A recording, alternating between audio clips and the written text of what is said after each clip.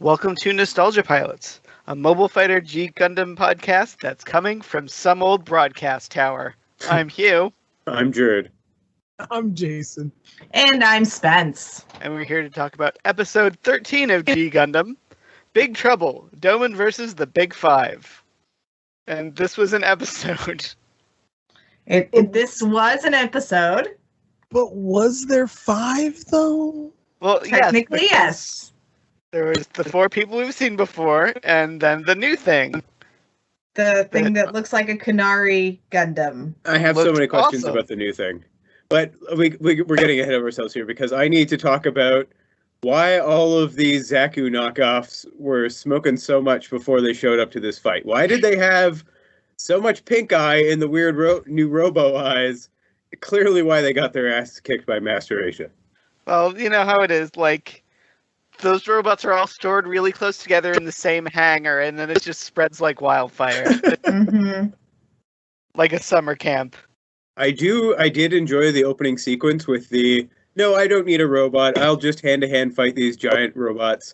Where he's standing on bullets? The dancing on the bullets was just, chef's kiss. And then he's like, okay, your turn, Domon.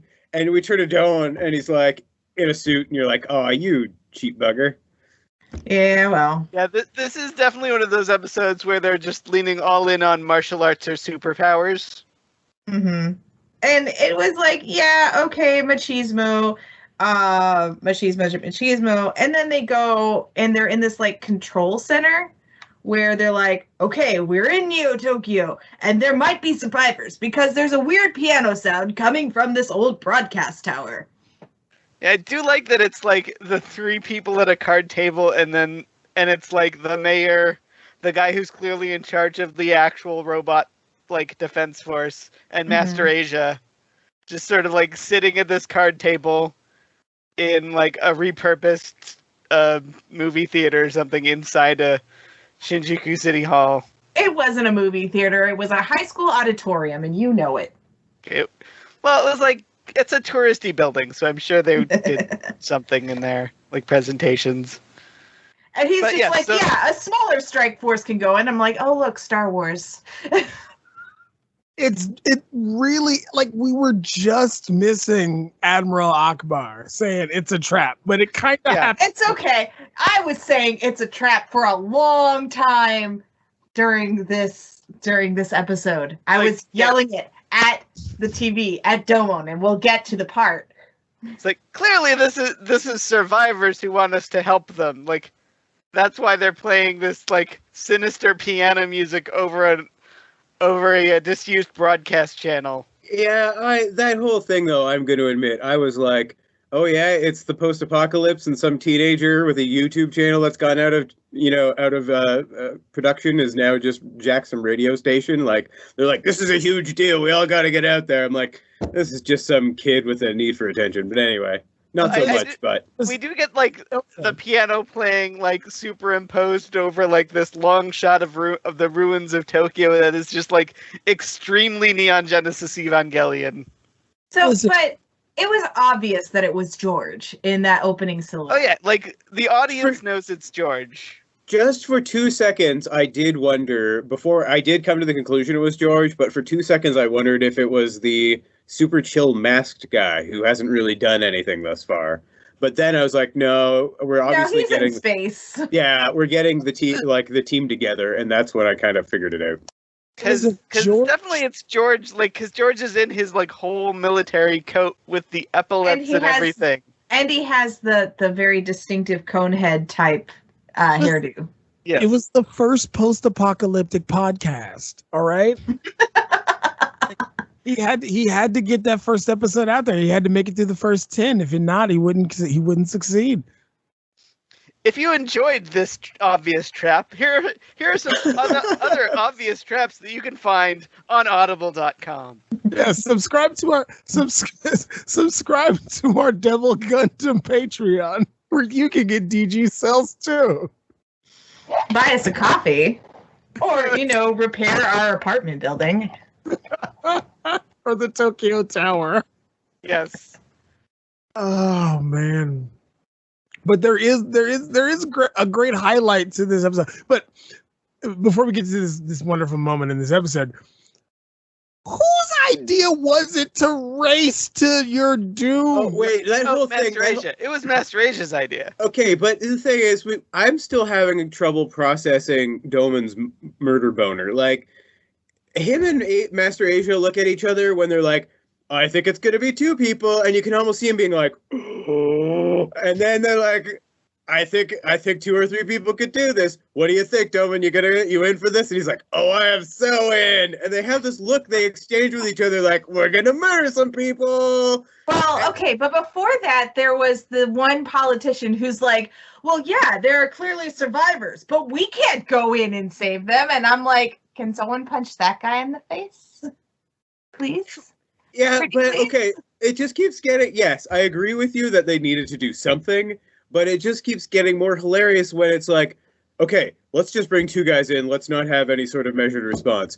You know what would be even better? Let's actually leave our suits behind and just run in, like on foot. Yeah, sure, why not? Why wouldn't we just leave this millions of dollars military technology behind us so that we can go and kung fu some folks? They're Gundam pilots. They're not like regular people.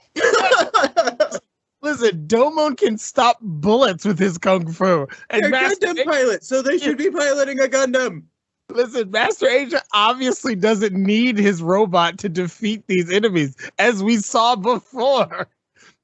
And also, it's tight quarters. He can't have Domon pinball him into the enemy in tight quarters. Yeah, So okay, but that's the thing is that like Master Asia gets out and says, "I'm going on foot. What are you gonna do, Domon?"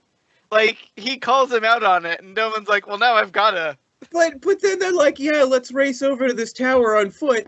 And then Rain shows up, and they're like, Domon just forgets there's a race. He stands there for 10 minutes having a conversation. They like go back and forth about some stuff. He's kind of having some like insights into his life, and then he's like, oh yeah, I gotta go do this. Well, because she noticed that there were 4 very powerful Gundam-like energy signatures around where they were going. She took some time to do some basic reconnaissance. Yeah. So she came and was like, hey, Domon, there are big things. Be careful. And he's like, well, I'm going to go down here and you should fix the Gundam. He goes down into the old subway. And the words out of his mouth, which should be a foreshadowing for everyone, is, why do I listen to anything that Rain says? Oh, good God. And And this is when I start yelling, it's a trap, it's a trap, it's a trap, it's a trap, it's a trap for 10 minutes. And because he literally forgot that it was a race, Master Asia just gets separated from him because Master Asia is literally like, I'm racing my student. Like he's just, and like, I can just imagine they cut to Master Asia and he's like, where the... Yeah, okay, but we also knew exactly what was going to happen. It didn't matter. Master Asia was there in like 2 seconds, and he just stood there invisible until Domon showed up. It didn't matter when Domon was going to show up. He was always going to be there first. He was just waiting. Yeah, it's interesting that none of those 4 guys run into Master Asia somehow. Well, my thing is, I just like, listen, plot's got a plot. And we need a super team, so obviously there has to be a heroes fight before the climax of the film. Well, moment. maybe Master Asia figured out that if I get off of these rail tracks, these trains won't be able to hit me. Maybe that was what he figured out, because Domon just stands there doing math problems. Well, if this train's coming at me at 90 kilometers an hour, and this one's coming at me at 75 kilometers an hour, when should I jump to avoid these trains hitting me if I'm going to I Chicago? refuse to give Master Asia any credit for having common sense. Fair. I also love the fact that like these guys get infected with DG cells and somehow they gain powers that no one else has gotten that we've seen infected with DG cells. Okay, like so Argo was already strong, but he picks up a train. Like so Chibodee's the first one who comes in, and so there's this ghost train comes at Domon. He's like, what's going on? He jumps on the train. It's Chibodee Crockett or whatever. They're having a little kung fu, and Chibodee hits him with this cool ghost fist move. What he says is, oh look, it's like they just sent a train just for me. It's a trap. You Domon. dumbass. My And cat is even saying, you dumbass. So Chibodee and him get in a fight, and they deal with it. But then we cut back to Rain, and this is when I'm like, I wish Rain would just kick ass because she is getting all panicky. There's 4 mechs show up, the 4 other suits show up, and they're all recognizable. Now, to Rain's credit, she tries to do it the safe way. She puts it on autopilot, but there's too many enemies for it to fight on autopilot. So Rain decides, you know what? Screw this. I know Kung Fu too, which we didn't know, but it's fine. She knows enough that she can use it, but I think she underestimated the pain of putting on the combat suit because apparently it's like a big compression suit. And as someone who frequently wears compression items for my muscles and stuff, yeah, that's painful. And then she got to try to move in it. Yeah, how did we feel about the transformation sequence for Rain? It's the same one that Domon has. Yeah, it's the same one, but he's used to that pain, and she's not. So I think that is a reasonable thing. I did find it fun that they were like, yep, everybody gets the butt sequence. But Domon has buns of steel. Like, I know male gaze and all that, but come on, guys, this was a golden opportunity. The best butt in this show is Domon's. Like Domon literally has like gleam. He is Neo Japan's ass. Yes. Yes. No? Oh, that's the other thing about this episode. I'm glad you said that. That's the other thing about this episode. Because we're having... Okay, so I assume this is originally being released as a weekly show. You're probably not catching every episode. I get it. So every time they introduce one of the other fighters from one of the other countries, it's not just, hey, Chibodee, what's going on? It's, hey, it's Neo America's fighter, Chibodee Crockett. What are you doing here? Like, who are you telling? His name for me was actually Neo Captain Falcon because he was just whipping around Falcon punches. He was whipping around Falcon punches. Thank you. It's just every time I saw him, I was like, Falcon punch. Yeah, no kidding. So good. And also, why did our little brother friend suddenly start playing video games? Why was he relegated to video game position? Yeah, his thing is, Sai, she's in some kind of control room, just guiding all the trains. I think that is probably Kyoji's influence. He's like, hey, kid, you grew up in a monastery, right? Have you heard of video games? Let's play Frogger. Let's play. Yeah, exactly. And so then Saichi gets hooked on video games, and the rest is history. Yeah, although I will say that Sai she does get in a very sweet bicycle kick. Yeah, into the neck. He kicks Domon in the neck. So we've established pretty quickly that they all have been upgraded into evilness with these, this upgraded kick and what's Argo's tossing around trains. Like, they're really into the new moves. Incredible. George can play the piano much better than he could before. It's not established that he's only okay at the piano, but now he's super good at it. Now he's masterful. That's why he plays it so sinisterly. That was a part of the upgrade. Because of the upgrade, he can only play evil piano music. He can only play in a minor key. So I think it's that thing, whenever you see someone just playing in a piano in an overly saturated room in a Gundam series, you know that something horrible is about to happen. Where they're bathed in mysterious spotlight. Okay. And it's actually a perfect setup for my confession, because I have to confess, there's the secrets. So they're having their big conversation, and they're going back and forth, and we know that Rain outside is having a proper Gundam fight.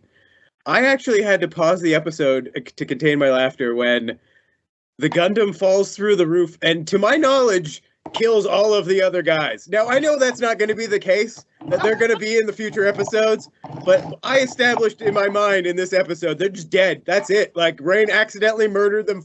She basically was the house in The Wizard of Oz. She just murdered all the bad guys, and we're good. So Rain is now undefeated of the East.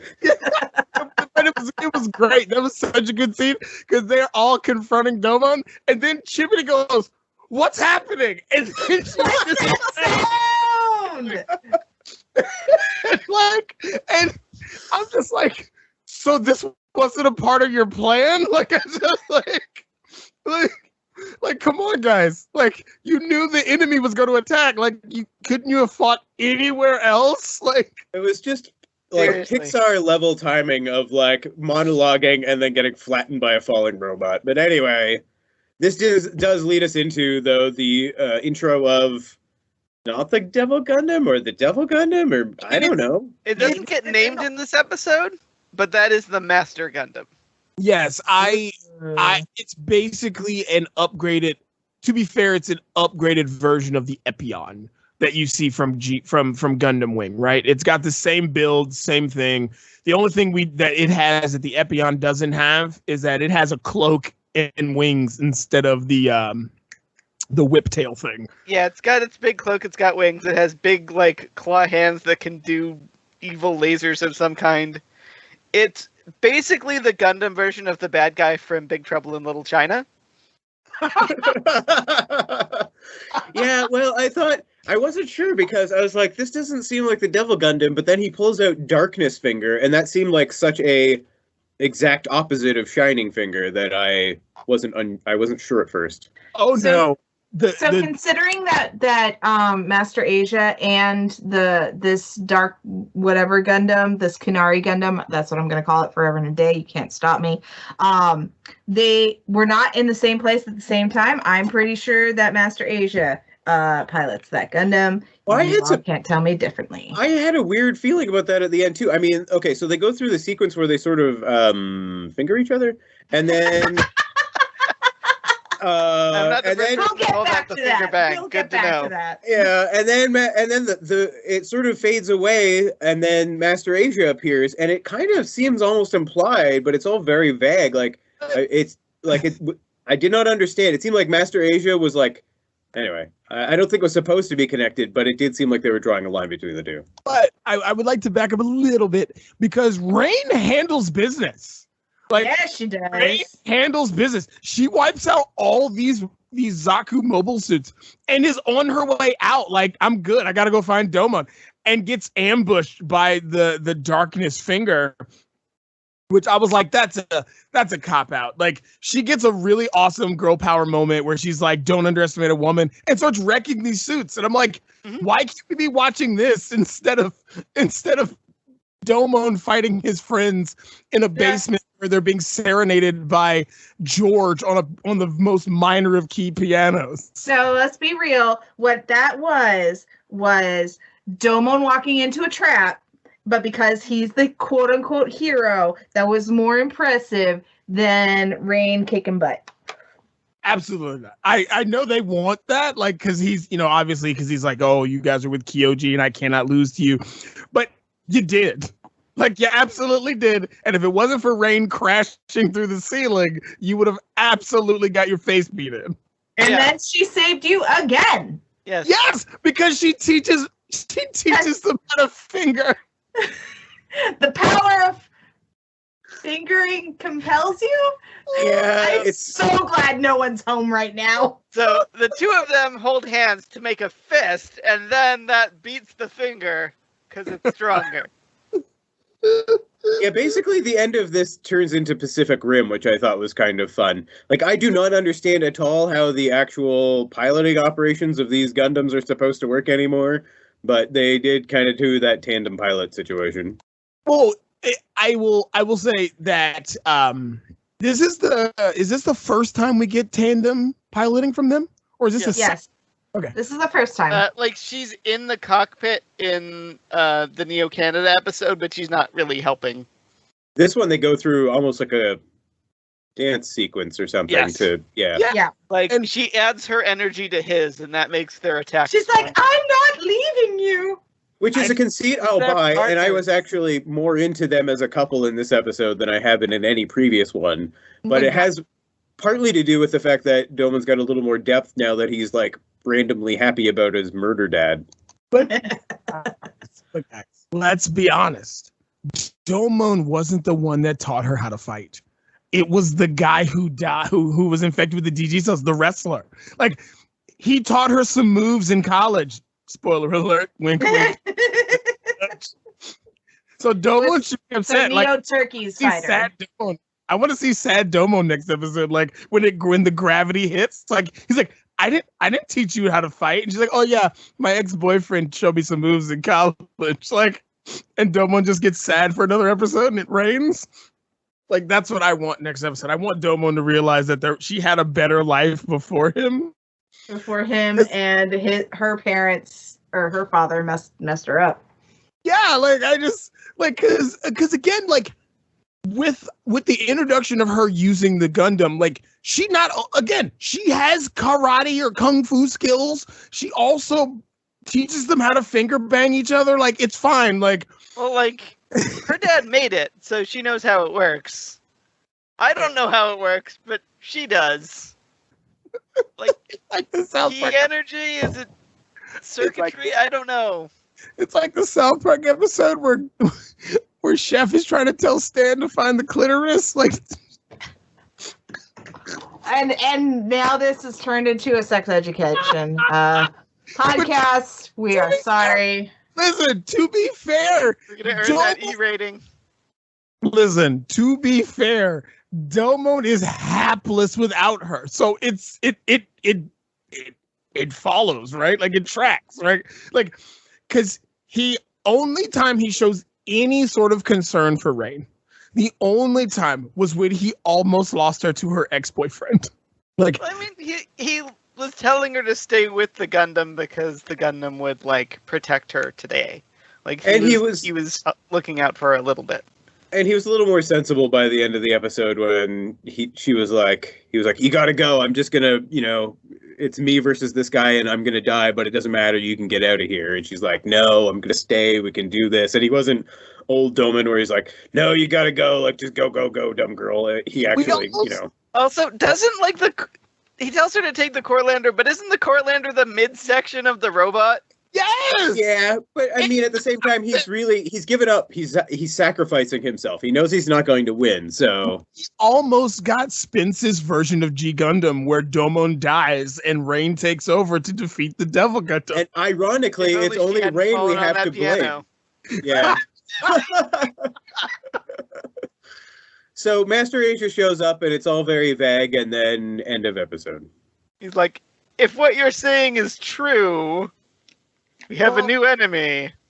It's not and over. And then he smiles weakly, which it's not over just yet because Jurd, there's not only a second narration, but he's literally sitting over top of the battle. Yeah. And you're like, wait a minute, sir. Where did you come from? Why are you watching this, and where are you telling the story from? The future or what? Like I think the conceit is that he is like the color commentator who has all this footage, and they're just like displaying it behind him. So is he mean Gene Okerlund? Is what you're saying? Okay. You've got to consider. You're familiar with? I think it's 1989's The Running Man. So basically, he's Richard Dawson, but they've already pre-filmed everything else. So, like, he knows what's going to happen, and he's just in front of this, like, holographic version of these fights. This is actually probably not even what happened. It's probably like every other reality show where there was just a bunch of other crap, and they edited this together to be the plotline. Listen. Speaking of editing things into the plotline, I do want to point out how much I like, all four of the other Gundam pilots having scary faces now. Yes. But you invoked Running Man, so if there is not a Jim Brown rocket pack in this show at some point, I don't care who it is, someone needs a jetpack, I'm going to be very disappointed. But you're right. Everyone has a mean face. Listen, they had to put their war face on, okay? Like... This is basically what happens. Like, I guess when you're evil, your eyes change color and you get an angry face. Well, I had so many questions. Okay, I'm good. Like, as the noob, as the guy who doesn't know what's going on with the rest of the episodes, I had no idea, like, are those guys actually bad now? And are they bad in a permanent sense? Or was that I feel like them? They've been brainwashed. Yes, but they've been brainwashed like the mummy. I think you're having the same issue I had when I watched this episode. Because, again, I've seen this series. I watched it when it aired, but it's been forever. And I was like, we're not gonna get scenes of when they got taken over or brainwashed. Like we're not gonna get those. So it's like, and so I think that's what the problem is. Like the problem is we don't get to see we don't get to see them fighting someone who's been affected with the DG cells and they lose, and then they get corrupted by the evil. The weird flip side of that is the way that they're just instantly squished by a falling robot, and you could just be like, well, if they're just random clones or something, like it doesn't matter that they're all dead now. But at some level.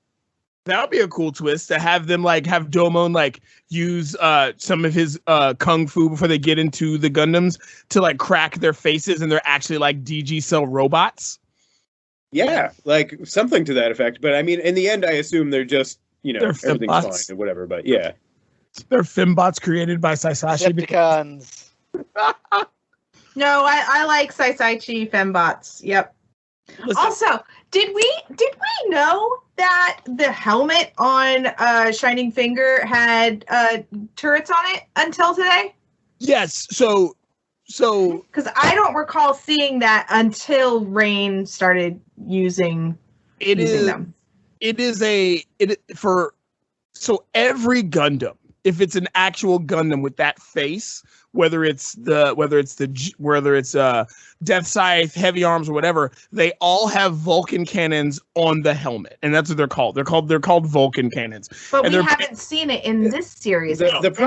Not in this series, no, but we have seen it in Gundam Wing. The problem, of course, is that Domon hasn't actually read the manual at all and doesn't understand all of the capabilities of a suit, whereas Rain has read the manual and knows exactly what it can do. Yeah, at this point, I would not be surprised if Rain revealed, and you mentioned Pacific Rim, that it has breast missiles and just shoots them at some point.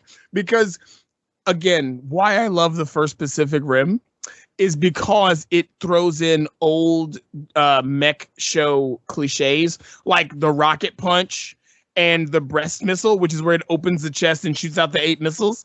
All those are classic Gonagai mech show staples, which shows you that Guillermo del Toro is the biggest otaku in Hollywood. Yep. So, actually, on that note, does that bring us to our favorite things about this episode? Because I have a related item. It is. Okay. So there's 2 moments that I really wanted to highlight that were my favorite of this episode.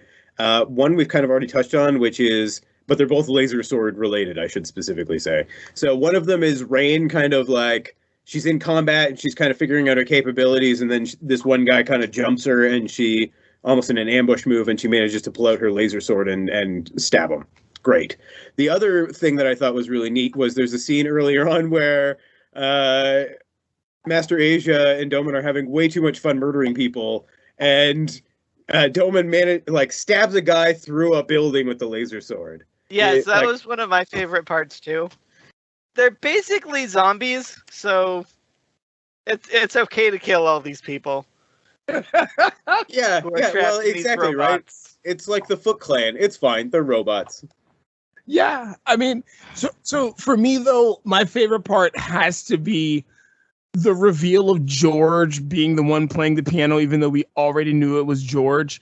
And the question that I had upon the reveal, right? Argo has super strength. Saisashi has better kung fu. And Captain America's Captain Falcon punch is amazing. Can George use the rose bits without his Gundam? Because that's the only thing I can think of he could use. Because he's not shown to be a capable fighter outside of the robot. He's not been shown to have any sort of skills. Again, Argo was strong before he got the DG cells. Saisashi had kung fu before he was in the Gundam. And Chibodee's a boxer. Well, I think that George, since George is a fencer, he's probably just a better fencer. He's probably faster. I would love it if he had mini rose bits.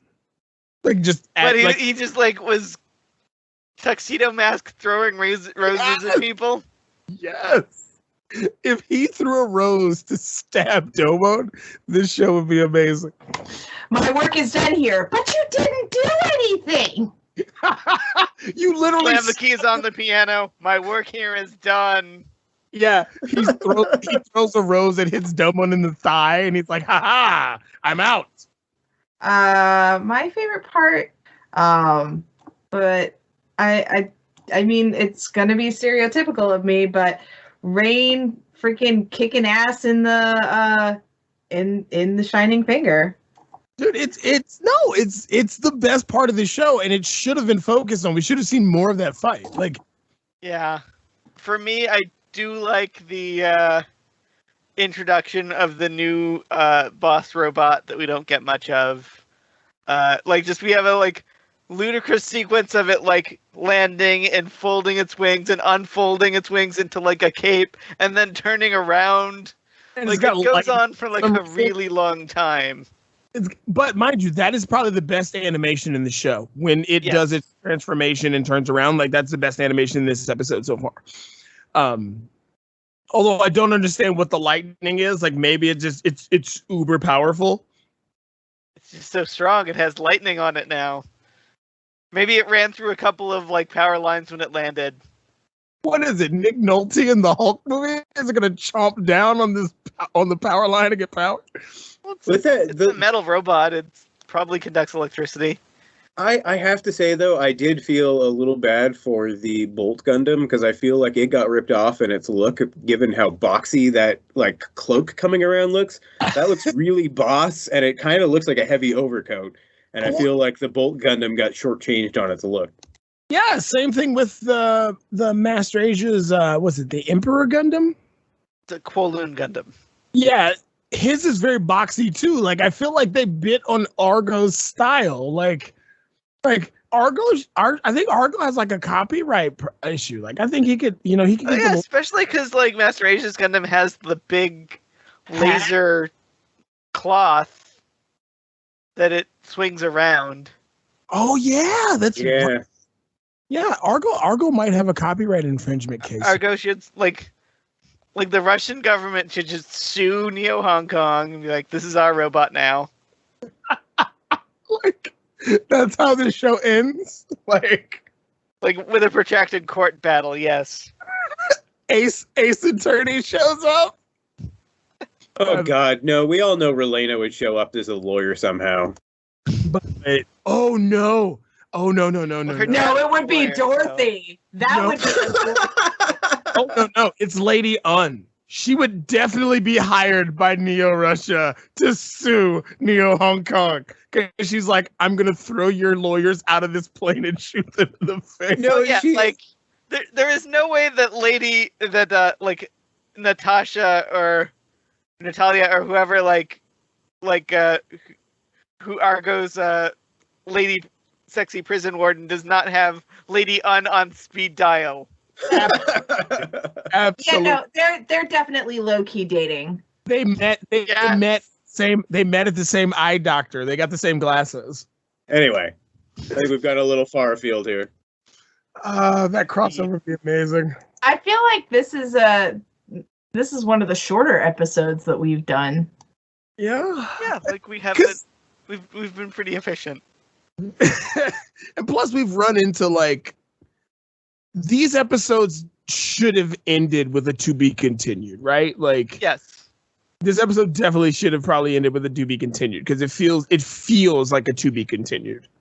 Well, okay, yeah, that was the other thing I did want to touch on was I was surprised up until this point. I've been expecting the standard of, okay, we've assembled a team and they're all going to fight with Domon. I was not expecting the team to finally be assembled to fight against him.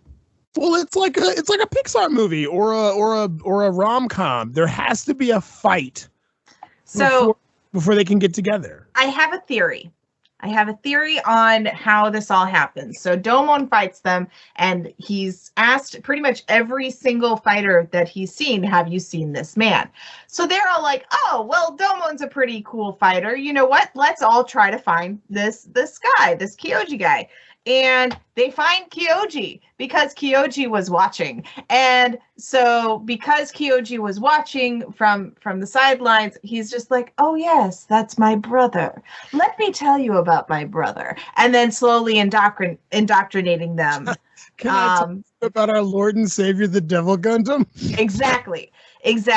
And so I feel like that's how that happens. That is my theory. You're my brother's friends. Let me tell you every embarrassing story Yeah. from when we were 12. Oh God. Well, the flip side of that, though, is the other option, which is they've all been infected with devil cells or whatever they're called, GG cells, and then somehow they're going to come up with a cure for the process so that they can be de-evilized, essentially, or de-zombified. But then that's going to raise some really tricky ethical questions for all of the people Domon has murdered thus far because they were infected with those cells. Hey, to be fair, he did save Rain's ex-boyfriend. He did save him. He didn't kill him. So here's a question. Do each one of those pink-eyed Zaku's have an actual pilot in them? Well, they have a skeleton that's covered in nanobots in them. Yeah. This point. Yeah, we got that reveal when in the last episode where Master Asia was about to kill the one, and like the cockpit opens and it's like it's like a zombie skeleton, and they're like, ugh, it's still wet. Like, yes, but it seems like there's some regenerative capabilities to these cells, and I'm just really wondering like how many of these people in the end he could have said. Anyway, we haven't even got to the point where there's a cure. I just suspect there's going to be one, and it's going to be a problem. You know what? I wouldn't be surprised if the cure was murder. Yeah, it's like it repairs the robot. It's not quite so good for the people that have it in them. It's sort of a thing where it's like, we're super powerful now. Oh, and it's killing us. Yeah, that was actually my question, was essentially if it's given to somebody who's living, does it just basically upgrade them like all of the characters demonstrate this episode? And if it gives to a dead guy, then basically they're just a zombie, essentially. Like it's to be fair, the DG cells and the Double Gundam itself basically do whatever the plot requires. Like, yes. It's as infectious as it needs to be, or as easily solved as it needs to be to continue the plot going, because basically we're about to get into Power Rangers via Gundam. Yeah, but we have definitely switched narratively from Monster of the Week episodes to a more of an episode, a multi-episode arc. Yes, and I feel like this multi-story arc kind of thing is more similar to what we've seen with the previous series up until this point, which is kind of sad, because when you do a show that's made to sell model kits, you kind of just want to have a lot of badass model kits, right? Like, you don't want plot getting in the way. And I don't mean that you want plot, but like, show a badass robot doing badass things. I mean, they do that later with the Gundam series called Build Fighter, Gundam Build Fighter. Right. It's literally a show about people building model kits to fight them like Pokemon. Yeah, it's like Gunplay Yu-Gi-Oh, basically. Yeah. And so like you're like, okay, so you just got rid of all the pretense now and you're just selling model kits. Yes. Oh man. And I have one of those model kits, and it's amazing. To be fair, Build Fighter makes me very happy, because one of the best Gundams in that show was piloted by a little black kid with dreadlocks, and it's awesome. And like he's got his natural hair and the dreadlocks, and his Gundam's it's one of the best. It's super great. So yeah, Build Fighter's not a bad show. It has no real story, but it's not bad. Well, that's exactly the trade-off you make, right? Like, you could do a let's just travel around and have a fight in every stereotypical country every week kind of show, but the trade-off is it's going to get kind of boring, because you can't ever have Domon lose, and, 20 episodes in, you're like, okay, how many really stereotypical countries can we chug up? Oh. Right. Well, we're going to be in this for a while, and then eventually we'll get back to the tournament arc. And where we that's do have like all the other countries that we haven't seen, and some of those are kind of amazing. Yes, looking at you, Windmill Gundam. I don't know you mean the Netherlands? Better or worse than Mermaid Gundam? Oh yes! Oh god! Oh wait, hold on. Can Mermaid Gundam only operate underwater? I think it has a transforming lower half. Okay. I feel like they had you in mind with this Jurd. So it's not just a Mermaid Gundam then. Technically, it's a Little Mermaid Gundam. Yes. Yes, it is Neo Denmark's Gundam. Okay. And the episode it shows up in is like a romance plot for one of the characters. Like, it leans hard in that. Guys, this is exactly why I wanted us to do this series, because it's bonkers. I thought it was because of Master Asia jumping from bullet to bullet going. Again, you haven't seen Master Asia's most epic moments. We still have not seen a Gundam horse piloted by a horse. Like, it's coming. Soon. Thank you, G Gundam, for giving me so many great memories from my childhood. Thanks for listening. You can find all of our show notes at nostalgiapilots.com. Find everything I do at hughjodonnell.com. You can find everything I do over at Skinner.fm. And get off my lazy butt, you can find things I do over at nerdswithvoices.com. And you can hire me to edit audiobooks at resonantmoon.com, or you can find all of my fibermancy at fibermancers4hire.com. You can also follow us and find YouTube versions of the podcast at Nostalgia Pilots' YouTube page, which is youtube.com/nostalgiapilots. Man, look at Hugh out here handling business, doing all kind of stuff, YouTubing it. So until next time, he must be behind the trains.